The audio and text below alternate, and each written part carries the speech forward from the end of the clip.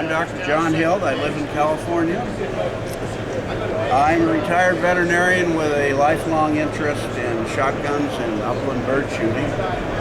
I've known Doug Turnbull for 10 plus years. Started sending things to him a long time ago. His reputation preceded him until I met him. However, there is no one in the industry that has the skill, technical capability to bring a battered and beat up old shotgun to like new condition. In fact, many people have trouble telling Doug's restorations from original guns. Sometimes you have to put his initials on them so they're not sold as fake originals. I just get a great deal of pleasure out of handling old guns, especially side-by-sides, which are my favorites.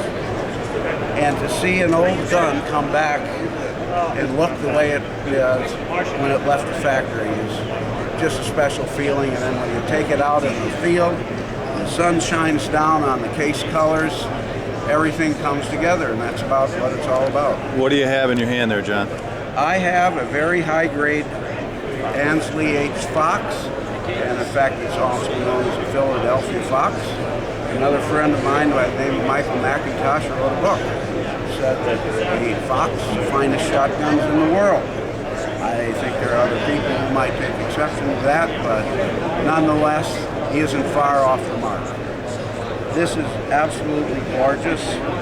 I hate to even look at the price because it's so beautiful. John, what does a Turnbull Restoration do to the value of a vintage firearm? Well, for a purist collector, they would say I'd rather have it in scuzzy condition, original. However, for people who appreciate beauty and use their guns and shoot them in the field, I would rather have a gun like this than a beat up old clunker with all original condition. And I mean, all you have to do is look at this. You can see the art in the engraving, the art in the colors, which incidentally are specific to the maker.